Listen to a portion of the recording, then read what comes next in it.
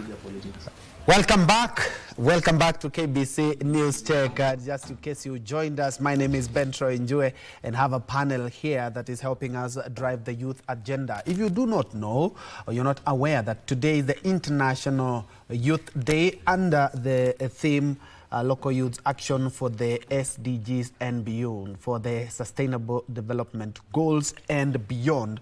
And looking at our country right now, I say last year was a Damascus moment for the country, and the youth since last year have started to make their impact, to make themselves felt. And that is a discussion that we are looking at. And before the break, Mheshimiwa Charles Ngusi Anguna, CNN, has just left us for a committee that is supposed to be attending right now. But in his place, Kidi Mwaga, who is the convener, Interparties Youth Forum, and he's also a columnist. Karibu sana. Thank you so much, my brother. And before then, we also had Mheshimiwa Peter Mutua, we had Wakili Shadrack Wambui, and also Advice Mundalo. Just to, before we throw you into the deep end, guys, we have seen that when it comes to matters leadership, and Mheshimiwa has said that they are now mentoring, in as much as they are youthful, they are also mentoring others leaders as well. Yesterday they had a session where they even elected the governors. They said, just to show the young generation what exactly is in store. Mheshimiwa, I'm looking at Nairobi as a county, and you being the head of the delivery unit, there are a number of youth programs that are there. Those are some of the positions that the county should be taking to mentor these young people, not only on matters leadership, but also on governance. What exactly are you doing, or what is your view in regards to how we should expose our young people to matters governance and leadership? I will respond this way. That is not my view, but what I know in Nairobi County, because I'm part of the city leadership.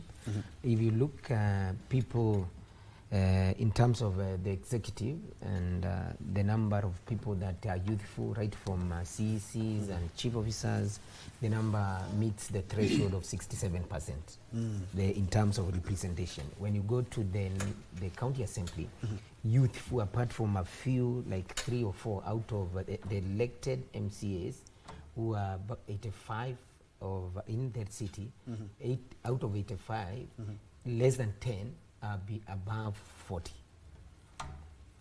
Less than 10. So that, again, it meets the threshold.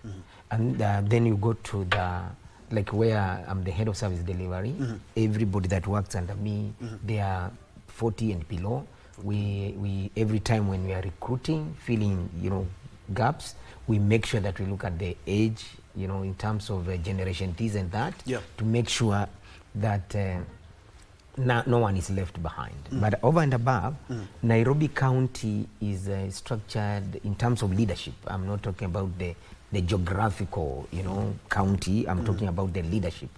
It's structured in the manner that we carry all of us along with us, but while considering different generations and demographic composition in the city, we carry all of us with us. And that's why Nairobi, in such a manner, is a vanguard. A vanguard carries all of us, the ones who are young, middle, and the old. Because you cannot afford to dismiss people because of their age, if they have something in their minds. While you cannot give them all the positions because of their age, you must make sure that the position you give them, they are well able to execute the mandate that is on their table. So is the youth. We do not just pick people because they are youthful.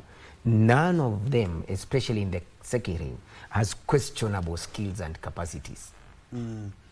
Yeah, and I totally understand what you're talking about. I'm also looking at mentorship. You'll be telling us how you are doing that mentorship, because I'm quite sure being a head of a delivery unit and working in the most robust county in Nairobi, there are other leaders that are coming. And also I'll pick your mind in regards to the by-elections that are coming. How can the youths position themselves? May I respond now? That? Yes, kindly do. It's like, it starts with me. When I hear people make noise, there's garbage here, there's this, that, it starts with me. So I not point at people. I am in my small office as the head of service delivery unit. When I move, you know, this service delivery unit is a unit that's not supposed to be all the times in, you know, in City Hall, seated there and waiting for reports from the field officers, because that one you will not be able to execute. You are mandated from a point of knowledge, so you must go to the field and have a feel what people are experiencing. Once in a while, I usually go to different places, and all the times I'm going there, I am accompanied on purpose by youthful officers so that they can learn what we do. Like, for example, I will pick a lady, I will pick a man, a female, a male. We go to the field and make sure that they see how things are done in the government, because I do not want our people will come after me. The only thing they know is about corruption. They know extorting money from the clients. No. So if you left them there and you start doing your things alone, you will not learn anything. So you must, mentorship is when you are there, people looking at you. You see, like, for example, while we are here, I do not know advice. I'm meeting advice for the first time today. I'm meeting Wakili Shedrack Wambui for the first time today, though I've seen them over the telecast, but I was not able to interact with them.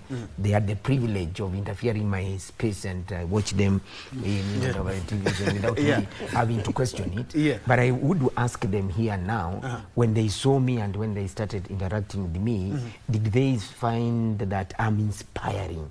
Because I'm their elder brother, and probably, I don't know, the age of Shentra could be the age of my son in terms of the time I became an adult. Yes, quite enough.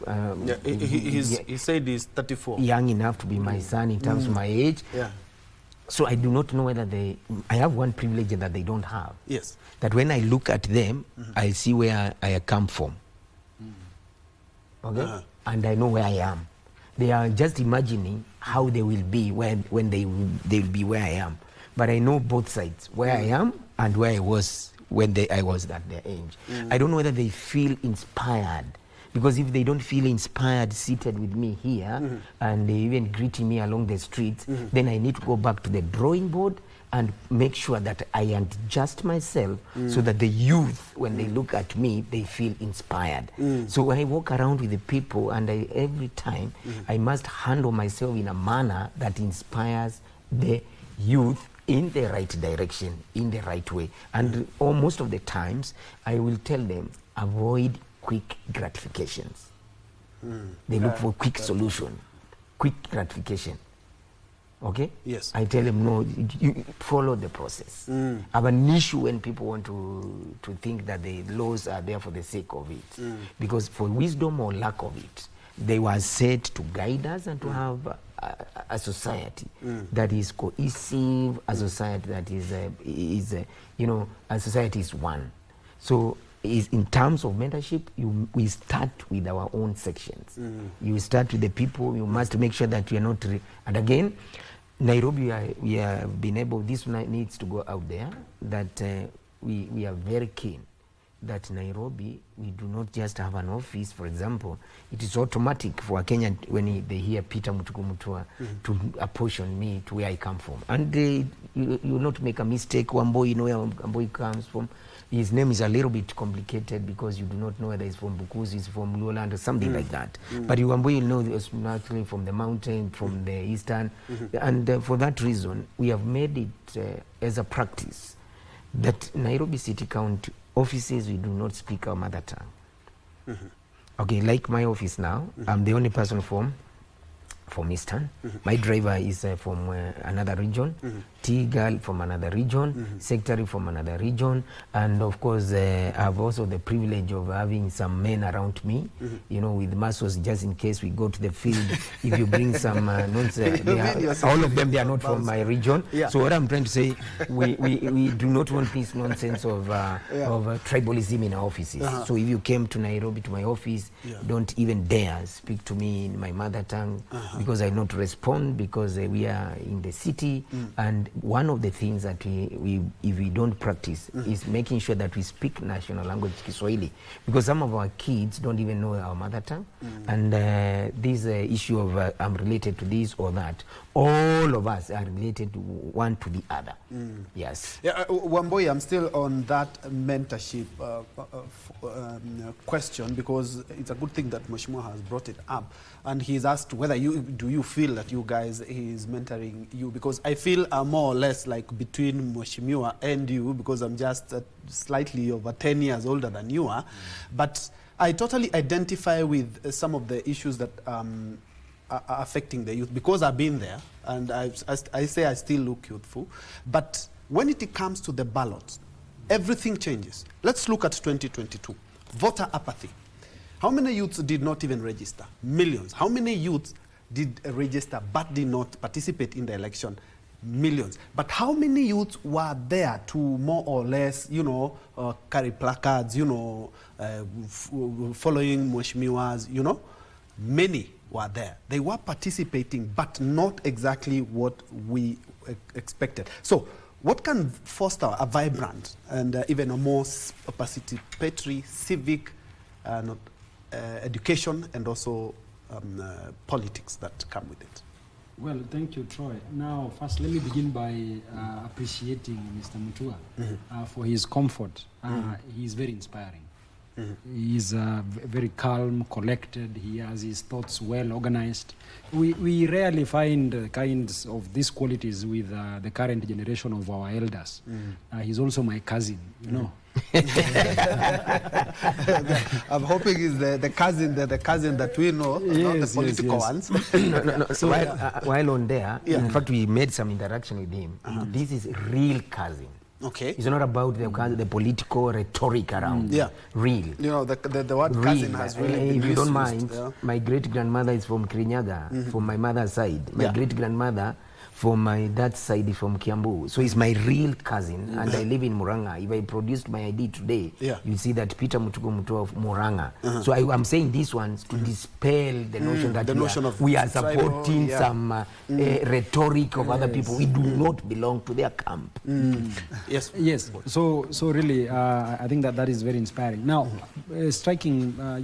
responding straight to your question. Well, the youth in this country have been thrown into a corner of hopelessness. We have been socialized to believe that regardless of the effort we put in the elective process, the outcome is known. Or more or less predetermined. Is predetermined. So you will find that the youths have resigned. They have resigned from the political process. They know too well that they are going to go to school, they're not going to get work on the basis of merit, that the opportunities that are there have been created by people who know too well the kind of individuals that are going to fill those opportunities, so that it becomes meaningless for you to apply for a job because you do not have a godfather or a godmother for whatever it is. So for that reason, I think people have just retired and resigned from participating in these political exercises. In addition to that, we have a situation where the youth believe that unless you have a political godfather, regardless of the effort that you put in an elective process, regardless of how good you are, how, whatever the agenda that you have with the people, you're not going to succeed if you do not get the blessings of the political godfathers. If it is from Eastern, if it is from Mount Kenya, if it is from our Rift Valley or the western parts of this country. So we have that feeling of hopelessness. That is why the amount of participation we get ourselves involved in is during this, the shouting matches, because you've been motivated by something small. They have bought some alcohol for you. They have stupefied you by buying you certain things. They have given you 1,000 bob, because your gratification is for the moment.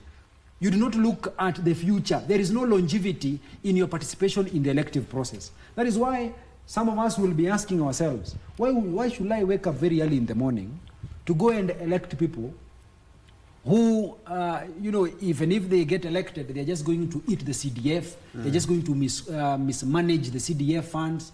You know, you get to hear some members of parliament roaming around with the people that they're supposed to be oversighting. I am from the constituency called Kajiado North constituency. Now, at Kajiado North constituency, you will find the member of parliament who is supposed to be oversighting what the NGCDF, the Kajiado North NGCDF is doing, is busy walking around with them and dishing out checks. So it means that if the process is compromised, if we are spending $1 million, we will not be getting value for that 1 million. I think that's why even a lot of Kenyans want the NGCDF to be enshrined somewhere else, because we can't have MPs being the patrons and following up on everything that is happening. And they shouldn't be, because at the end of the day, when it comes to that, I'll call it conflict of interest. No, Troy, as it is, we have no problem with the law. The problem is, the law is okay.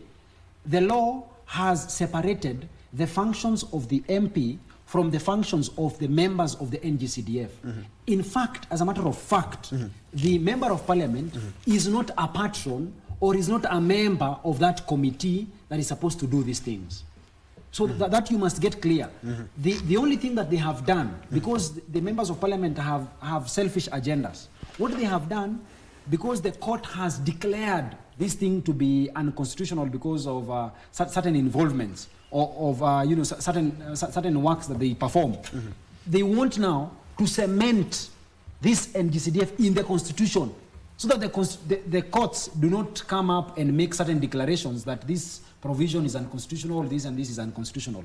So what I'm saying is, if we are to speak about the functions, the constitutional functions of a member of parliament, your work is representation, your work is legislation, your work is oversight. But now, you are in bed with people who are mismanaging public resources. So it means that you cannot meaningfully oversight what they are doing. You get $1 million shillings that is being used by a member of parliament. In Kiharu, Ndindi Nyoro tells us that 1 million is used up to the last coin. And you probably you see value in that. But you are using 1 million shillings to erect a chain link fence. I mean, you go around the constitution. Just last week, there is the office of the chief given 1 million shillings to buy a gate and to erect a chain link fence. You want to ask yourself, you know, some of us have been doing small constructions. In fact, the much we've been able to afford has been that chain link. And that chain link cannot cost 1 million shillings.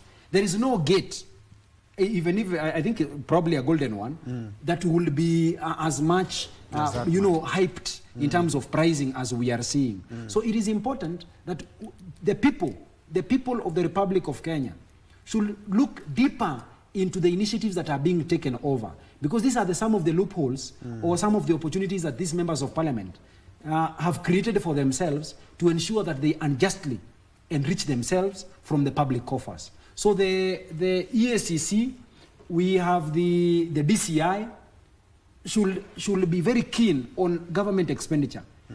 The price of that chain link in Kajiado North cannot be different from the price of the chain link in Kakamega or Bungoma. We know we have standardized the prices. The procurement laws in this country are well known.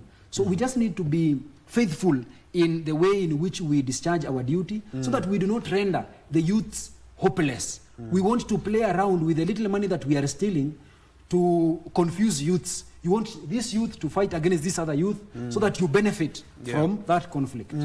Still picking from where Wamboi has left Mundalo, I'm looking at 23 seats that IEBC is preparing for the elections. That is both civic and the parliamentary, Banisa, Mbere, and there are a number of constituencies and also wards that need leaders. Could this be a litmus test to the youth? Because since last year, they're talking about, the word has been, we want good governance, you know?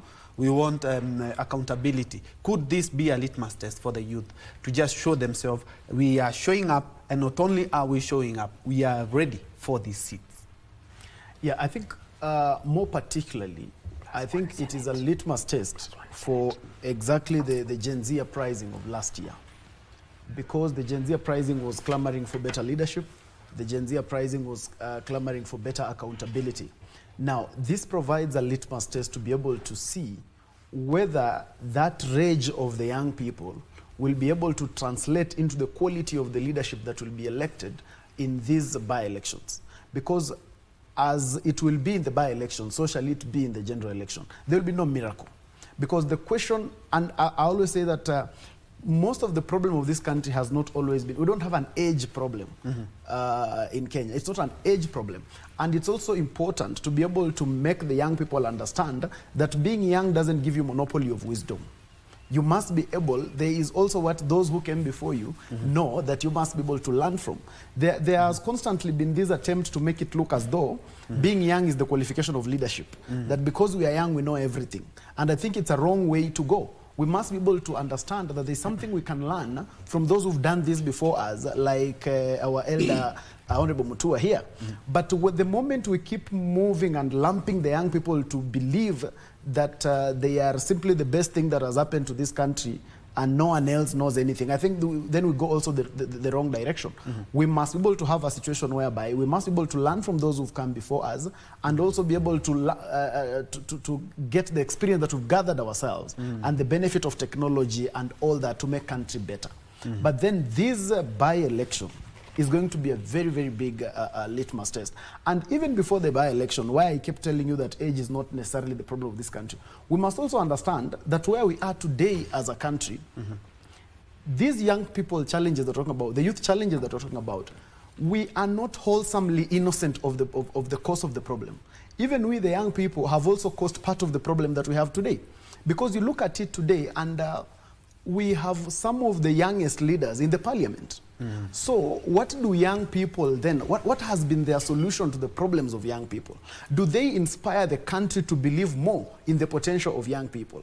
Because if those who have come before us do not help us in convincing the older folks and convincing the other generations that we are better, then they will also be misrepresenting us. This country today, Troy, has a nominated member of parliament representing youth issues. I doubt whether you know their names in both parliament and senate. And so you see, that becomes a problem of the young people caused by the young people. Today we have a PS of youth affairs who is barely 30 years old. So we must be able to be accountable, and Fikirini must tell the country, therefore, how has this country changed and how has the State Department changed because we have a young person there? Because it is by the result of what they do that more people will be able to entrust us with the leadership. You look today, the chairman of the Finance Committee of Parliament, Honorable Kimani Kuria, is my brother's age mate here. So how has this been able to reflect on the workings of the Finance Committee? When other youthful people like Ndindi Nyoro, Kimani Chungwa, Silvana Zosoro, we actually have so many. I actually keep arguing that I think this government has the highest number of youthful people holding significant places and holding significant positions. So before we even blame everyone else, we must be able to self-introspect and ask ourselves as young people, the ones who have gone before us, how have they created a difference? How have they been able to impact this better?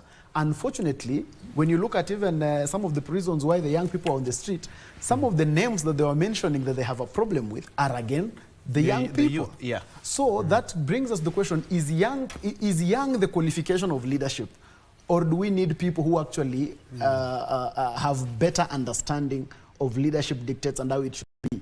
And those ones who are in office today must do something so that some of us like myself and my brother Kidi there, who are running for office in the next election, how will the people entrust us in 2027 when they cannot see the result of those who came before us in 2022? So before we blame everyone else, and I know it is always very good and it's a calming effect when we always, as young people, we just want to blame everyone else except ourselves. But we must also self-introspect and ask ourselves, how have we been able to do? Those ones who have come before us, the youthful people who have come before us, the governor of Nairobi, the governor of Nandi. The governor of Nairobi, The governor of Nairobi, the governor of... He's a young man. The governor of Nandi. How have they... Are we able to see a spiraling difference because we had young people in office? Because what this country needs is not necessarily young people. This country needs leaders. Kidi, apologies. I'm looking at the forthcoming election, and I think it's Wamboi or Advice who has mentioned that you always find that somebody is behind those, so you say, why should I even, you know, try and vie because the big guns are there. I'm talking about what we see leaders do, including presidents that have been wanasimama, and then they say huyu ndiye nataka, you know, they endorse a candidate. And what do we see? If, for example, the former Prime Minister Raila Odinga even endorses somebody, you find that mostly that person is elected. Yeah. So how can we, as a young, youthful population, all the young people, to change this, such that even if somebody is endorsed by the president or by the Prime Minister or even by any leader in the country, the youth will stand up and make their own determination regarding this person based on his character and also not based on his political affiliations. Thank you, my brother Troy. First, you have the good fortune of hearing that yours truly will be on the ballot next election from my leader and brother, Advice Mundalo. Diving right into the heart of your question, we are examining what we call barriers to entry into politics. And now one of the barriers to entry into politics is the question of politics of monopoly. Because politics of monopoly thrives on what is called, among other things, tokenism. So in tokenism is that then, instead of letting young people, for instance, to compete effectively, the party leaders, because of the experience they have, the money they have, the charisma that they have perfected over time, when they endorse one young person, it then gives that one individual an unfair advantage. And sometimes it blurs the voters from properly scrutinizing each of these candidates.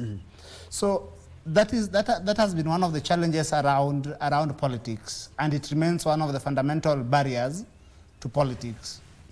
I mean, barriers to entry into politics. And then the question now you're asking is that how do we overcome this? We can only overcome this when we overcome the other problems that my three other eminent colleagues in this panel have articulated very eloquently. The first question is that we know that they say the fish rots from the head.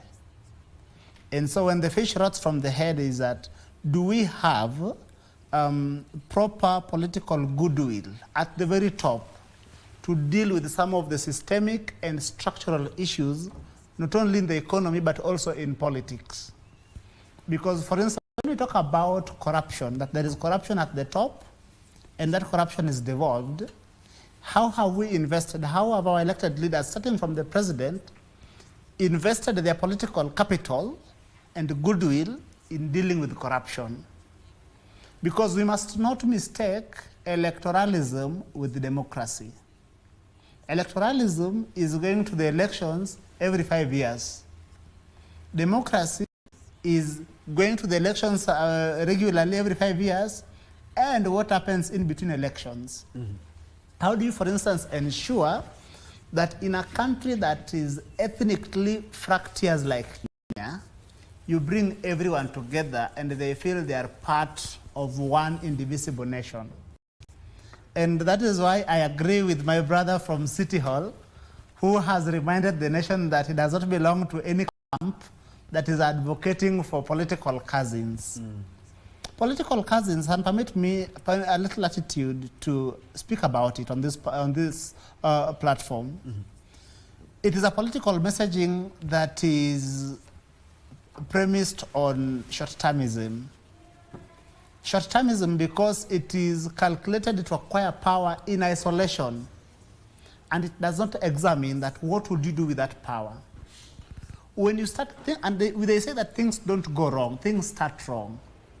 When you start to mobilize politically on the basis of ethnic proximity, chances are you are going to exclude and isolate people who are not of the same ethnic, extraction. And this remains one of the major historical problems that we've had in our politics. as I conclude, I suggest to fellow young people, and this is work that we have started, in part because of the work I do as the convener of Interparties Youth Forum, an entity that brings together young people from across the political divide. That one, we must get to a place where political mobilization must reject ethnic identity and ethnic proximity. We must start examining leaders based on their track record, competence, and integrity. Thank you. And still on the same, Yes. Kidi, I'm looking at after the last year's Gen Z protest. There Yes. were some very vocal youth, and actually they were in all media houses talking about ABCD. When it comes to the demonstrations, they were on the forefront, but they have since fizzled out, some of whom we have seen working hand in hand with the government. How can we ensure this time round they don't only speak for themselves, but they speak and still maintain the issue of integrity, and they don't want to be in the same camps as what we have seen? The political elite, some of the political elite that we have in the country have been in cases of corruption, and of course some we have seen even chapter 6 of the Constitution on integrity that they do not have or do not follow. Kidi.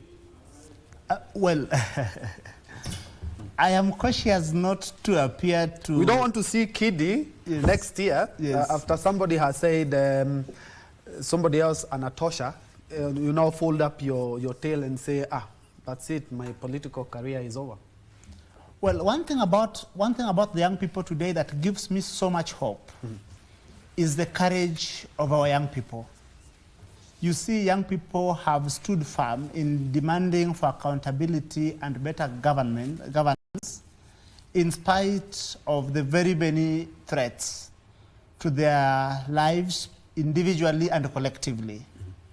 You know that in the last 1 year, we have seen unprecedented levels of brutality and abductions and a lot of other things, but that has not dampened the spirit of young people. On Sabasaba, in spite of a lot of state-sanctioned violence, young people stepped forward, and we lost up to 31, I think, young people on the streets. And while we ask in law enforcement agencies that they must remember their responsibility is to protect lives, young people have demonstrated that they can only change tact, but they cannot retreat. And therefore, I think that courage must be matched with, must be sustained to 2027. And how is this courage going to be seen in 2027? I think that young people have most eloquently articulated what is the problem with this country. Things like corruption, things like ethnicity. They said it in last year, they've said it again this year. So then in 2027, they have got a chance constitutionally to express that voice in a manner that determines the direction of the country. So I think that young people are going to, and young people have also known where the problem is. While we have screamed and yelled at the president that he must go, I think the weakest link in our governance is Parliament. Because of how Parliament has historically, from 10th Parliament to 11th Parliament to 12th Parliament and now 13th Parliament, have all let the people of Kenya down. And particularly 11th Parliament and 12th Parliament are a disgrace. And I will tell you why, if you permit me. Look at the question of the high cost of living today. The question of high cost of living today largely, or in part, stems from the question of sovereign debt. The problem of sovereign debt became the big elephant in the room when the 11th Parliament amended the Public Finance Management Act to allow the Treasury, the CS Treasury, to borrow money, spend it before bringing it to consolidated fund, and giving him the latitude to come and explain later. By the time President Kibaki was leaving, remember, we were funding our national budget from domestic, so up to 95% from domestic sources. by the time 11th Parliament was serving its term, 2017, we all knew we were in problems. When 12th Parliament came in, it didn't seek to remedy the problems that were created by the 12th Parliament.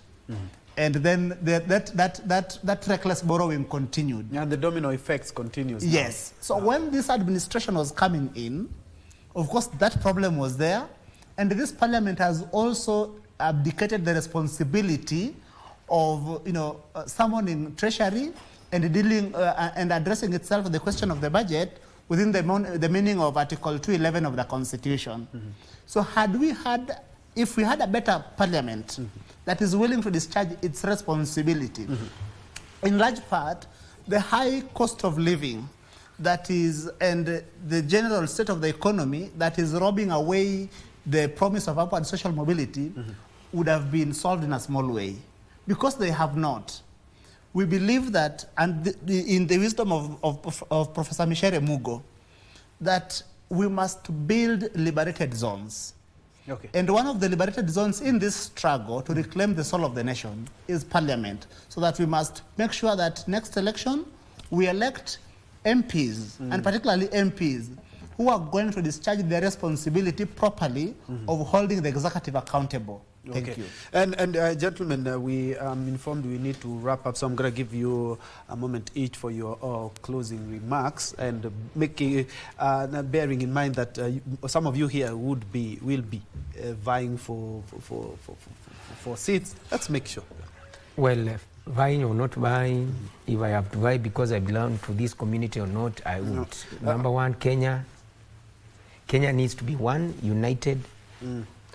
All right. I'm informed that the president is currently addressing the congregation, the International Youth Day. All right. Kindly, as we line up that live. Well, there's something you asked about. I need to close with that, about the youths who seem to have been moved, swayed, and forgotten. Far from it. The youths in their souls organized themselves in 2024.